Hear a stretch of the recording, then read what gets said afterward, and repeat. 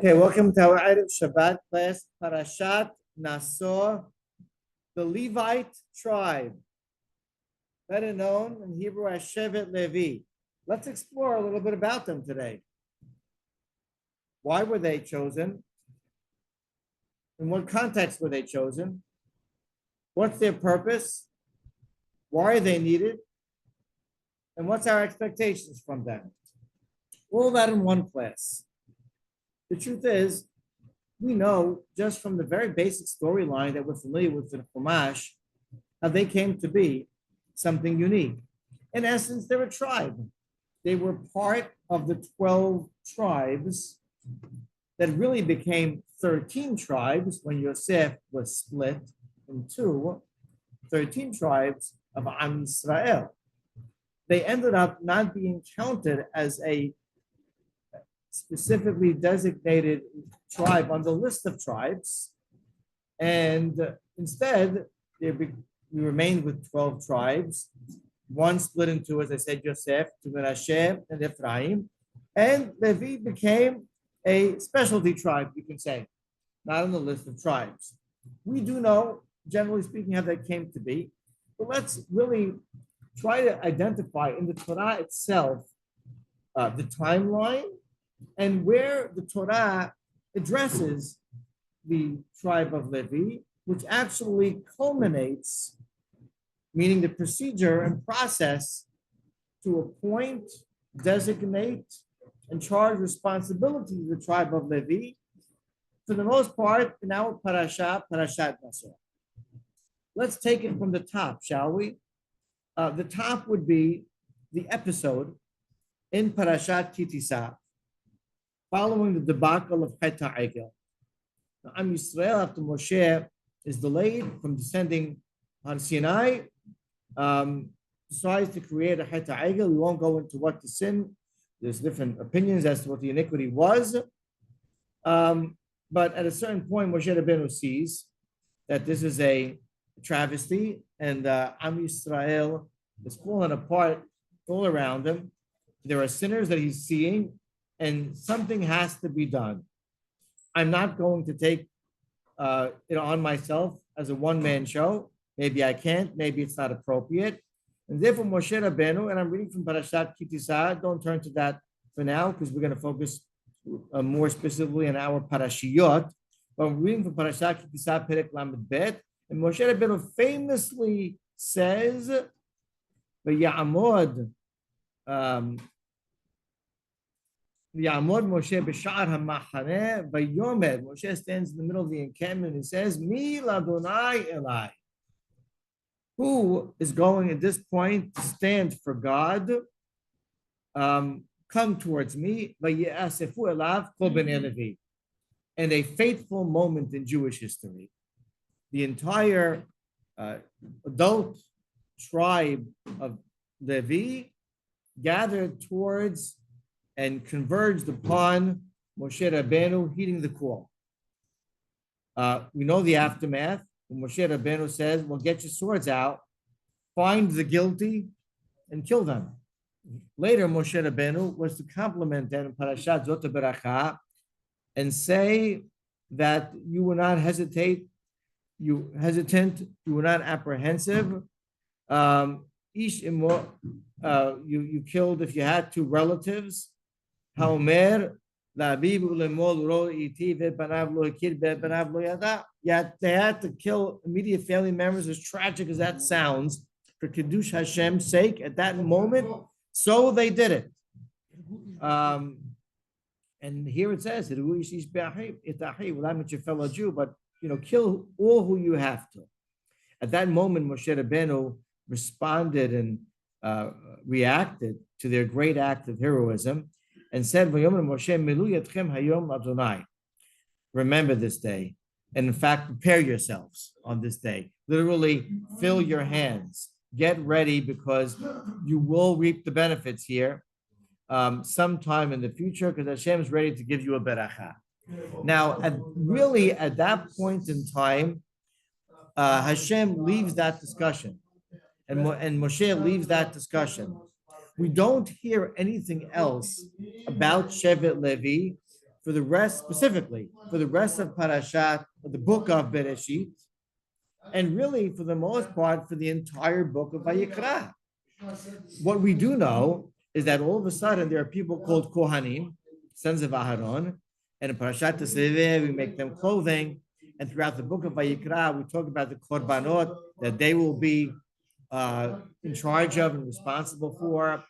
Parashiot of Tadriah and Mesorah, where there are the wise men that were taking all the the instances of Sara'at, etc., to them, and Parashat Haremot, special laws of Tumah. We're talking about Kohanim who are part of Shevet Levi, who apparently already have a distinct role and they've been designated, but there is no continuation of the story and the appointment and anything official that happened after we heard Moshe Rabbeinu in a more informal way saying, hey, you guys are deserving and you'll get yours.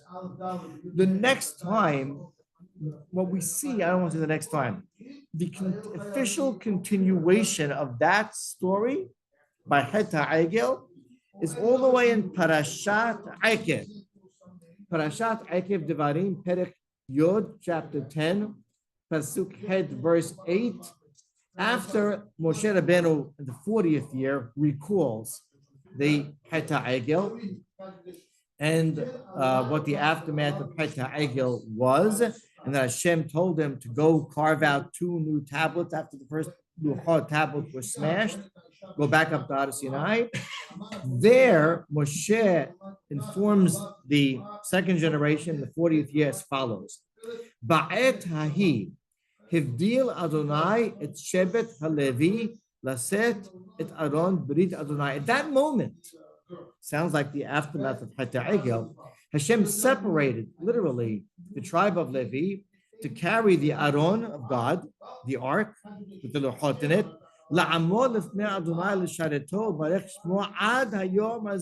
to be the servants of God until this very day. So Moshe Rabbeinu informs us that a decision was made by Hashem.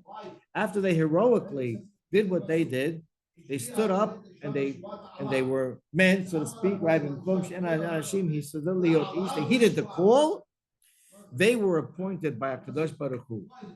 And Ba'et Hahi, in what context is that at that moment? Rashi says it's referring back. Now, here in the context of Parashat Eikev, you have to go back somewhat in Pesukim to go to the Het HaEgel recollection. But Rashi says Ba'et Hahi is referring to the time of Het HaEgel. That is when Hashem made his decision. There are those who argue with Rashi and say that Ba'et Hahi is not referring specifically to Het HaEgel in the context of that chapter in Parashat Eikev. But I'm not going to go into that right now. I'm going to point out to you something that Rabbi Hirsch says about Ha'et Hahi, that moment.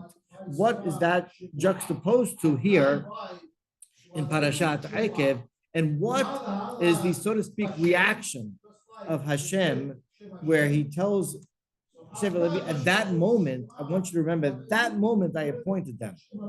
And he said, really in that parasha, the Pesukim which preceded that pasuk were, Moshe, I want you to recarve the Luchot. Right, we know the charge from Hashem and go back to Har Sinai. At that moment, there was all of a sudden a renewed opportunity for Am Yisrael to come back to God and a second chance, so to speak.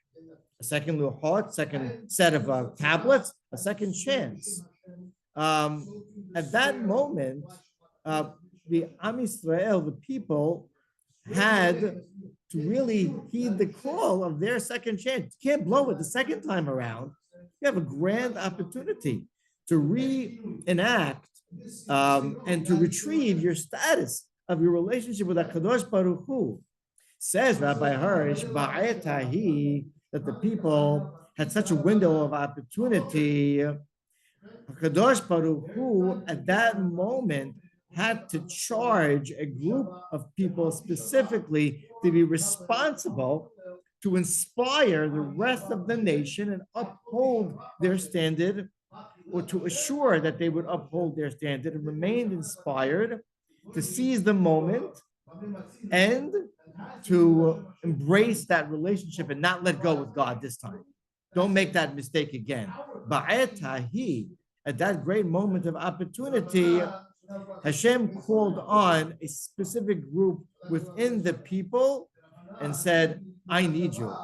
I'm entrusting you to be able to take responsibility of this renewed bond with God of the people and inspire them, uphold it, guide them, and make sure that it remains, the status remains intact.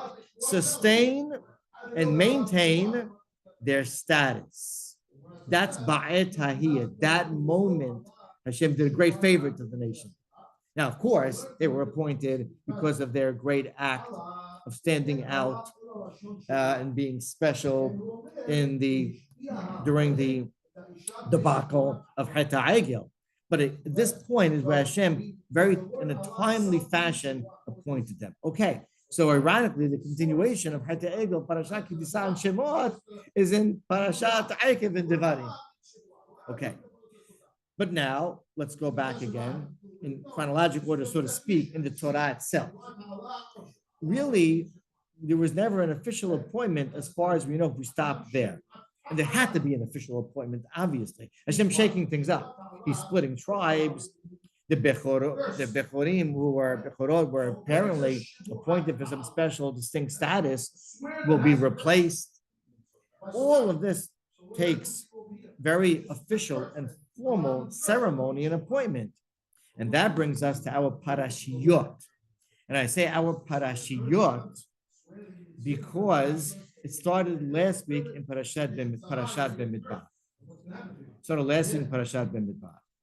What happened? In Parashat Bemidbar, in the book of Bemidbar, in Perek Gimel, chapter 3, towards the early part of the chapter, Pasuk Vav, Hashem tells Moshe, Hakreb et Malte Levi v'hamadata oto lifnei Aaron hakohen v'sheretu oto. I want you to bring near. I want you to recruit the tribe of Levi. I want you to stand to them. I want you to officially bring them before Aaron HaKohen. V'sheretu oto, and they'll serve him literally. In other words, the first, you can say, task of the tribe of Levi, which houses the mini family of the Kohanim, is going to be to serve to the assistance of the Kohanim. Vishamirud mishmarto, and they should keep their appointment. Rashi says, whenever it says mishmarto, is a specific appointment of responsibility. They should keep and uphold and take responsibility for their appointment. Mishmeret kol ha'edah. What does that mean? The appointment of the entire nation. So some say, like Ibn Ezra, that refers to the korbanot, to take responsibility to be the servants of the people. In the context of the oil mu'ad in front of the Mishkan, the context of the Mishkan, later the Bet HaMikdash, and it says it's avodat HaMishkan. They're going to be responsible for, as both Parashot Bemidbar and our Parashat Nasso go into detail with, the three families of Levi, Gershon, Kehat, Umradi. What's their specific responsibility in terms of the Mishkan, its vessels, its housing, its curtains, etc. Bet Mishmeret Bnei Israel. And more generally speaking, the Mishmeret, so to speak, the appointment of Bnei Israel. So what does that mean? So Rashi says that means that generally speaking, all of Am Yisrael need to, at certain points, interact with the Mishkan and the Bet HaMikdash, bringing korbanot, etc. The representatives will be Shevet Levi. They'll take care of you, right? We're at your service, Shevet Levi. Am Yisrael, you'll be mainly bystanders vis-a-vis the temple. Sometimes you'll be actively involved. That's Mishmeret Bnei Yisrael. Later, now fast forward into our Parashat Nasso, towards the end of Perek Dalet chapter 4, specifically in Pasuk Mem Zayin, verse 47, the age range, it's really a short tenure, 30 to 50 years old. At that point in time, they get their pension. It's not bad to retire at 50 after 20 years of working. Hey, we're jealous now, us Israelim. But listen here in this description that helps also flesh out responsibilities. All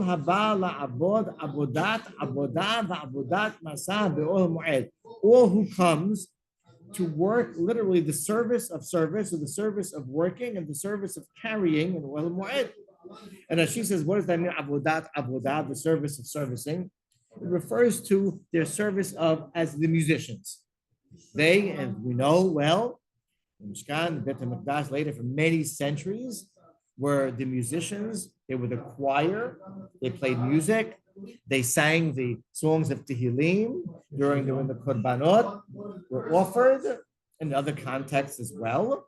And Avodat Masah, the service of carrying, is obviously what the designations offered in our parashiyot last week and this week in terms of what each family, Gereshon, Kehat, and Merari, were obligated to disassemble and carry the Mishkan as they moved in their 42 travels in the desert.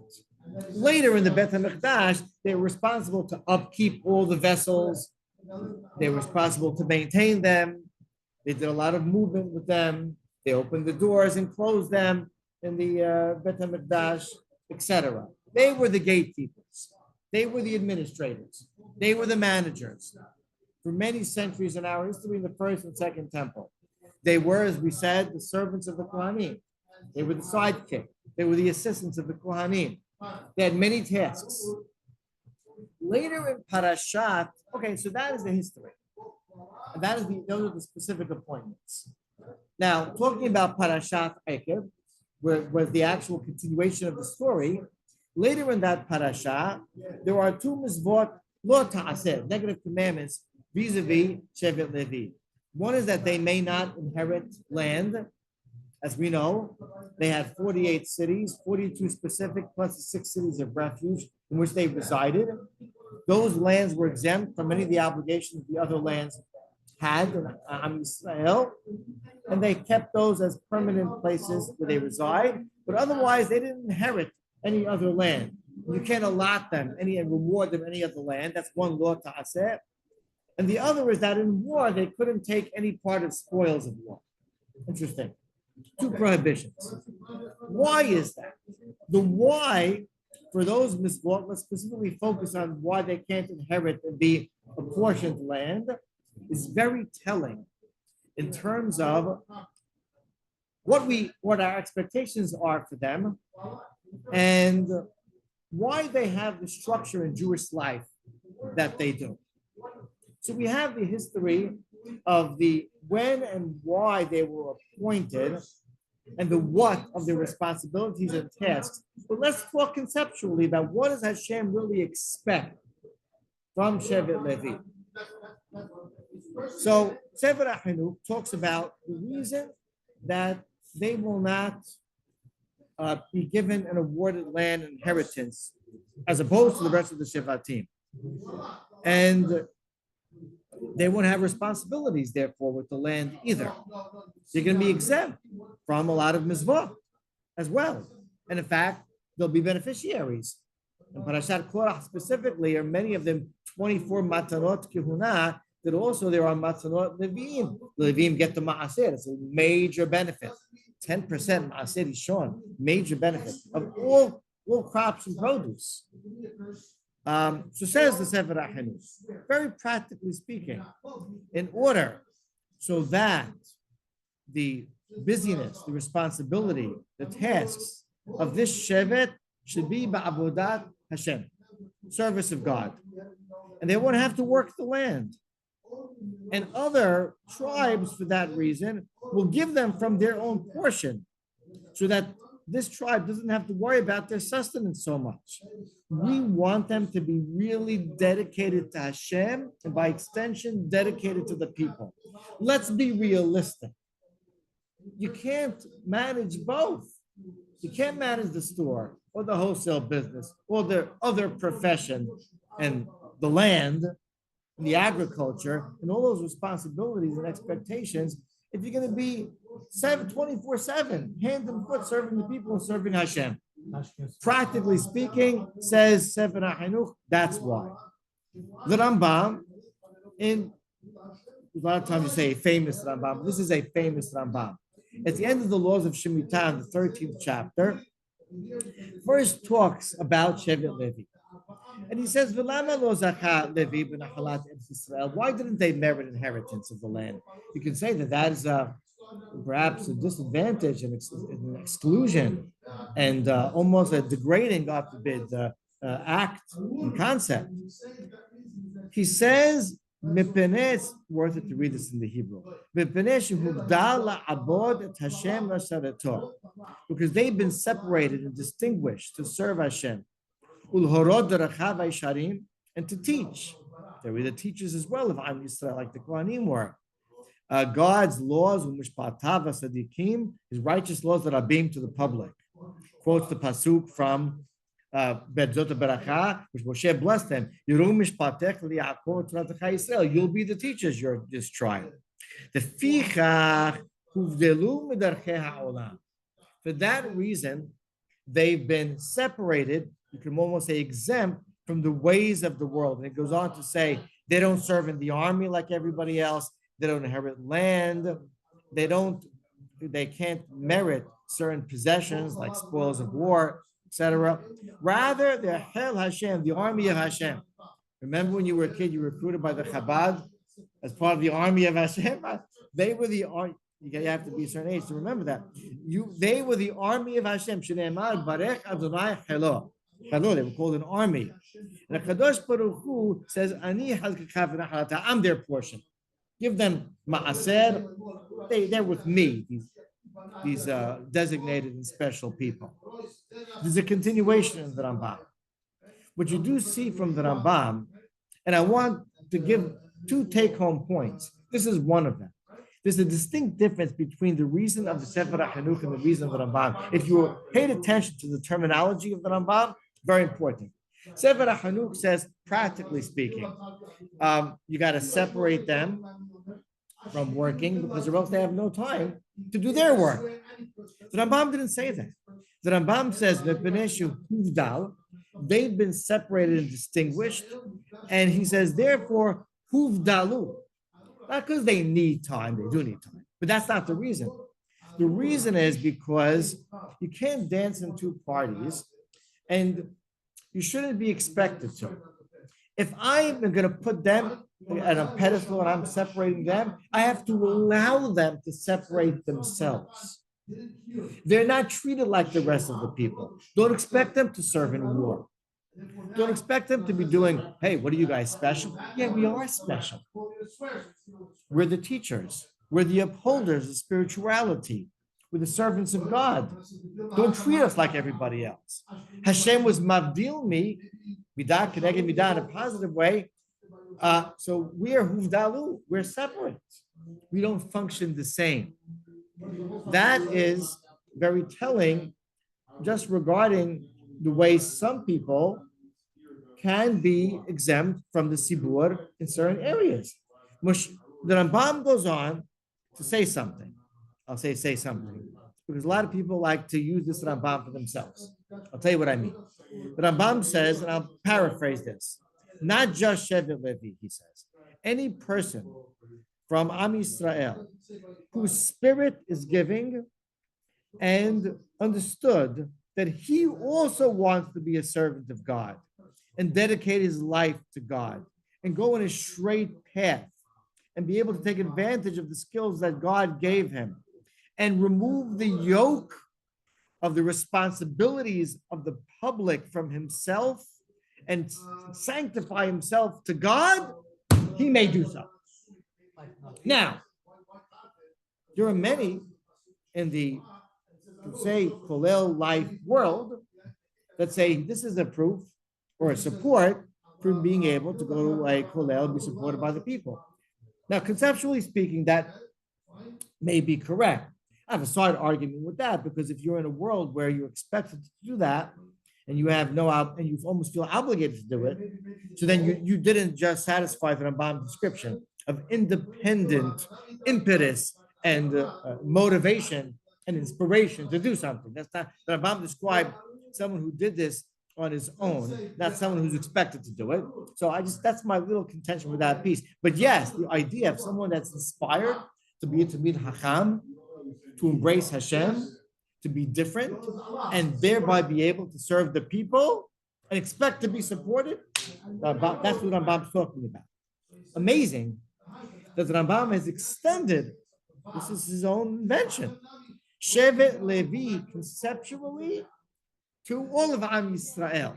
Of course, not technically in the ways they're serving the Beit HaMikdash and all the other responsibilities that the Torah gave Shevet Levi, but conceptually, as servants of Am Yisrael. So a take-home message is that there is a necessity for different people. In the old days, only Shevet Levi, and nowadays could be other people, to act differently in terms of communal and national responsibility. And this feeds in a lot to the whole controversy about, the learners in Israel not being part of the army. We won't go into that right now, but the content is definitely there. That's a take-home message. But the other take-home message, which we all need to understand on a very personal level, is going back to Parashat Eikev. Hashem said, Moshe said, Ba'et hahi. At that moment, Hashem pointed his finger, so to speak, and says, that's my chosen people, within my chosen people, Shevet Levi.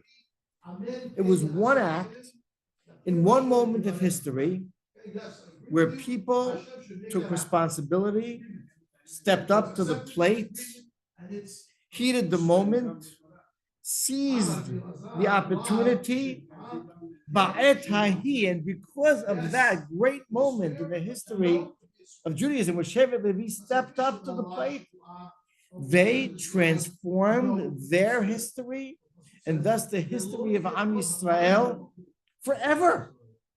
Forever.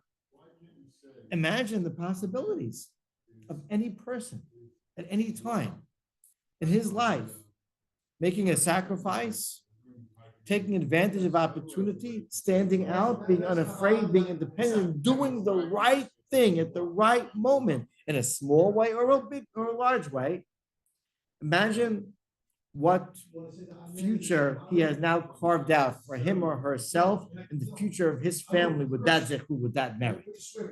Maybe it won't be officially printed in the book about them, but that is the paradigm of Shevet Levi. Do something great, take a risk for the name of God.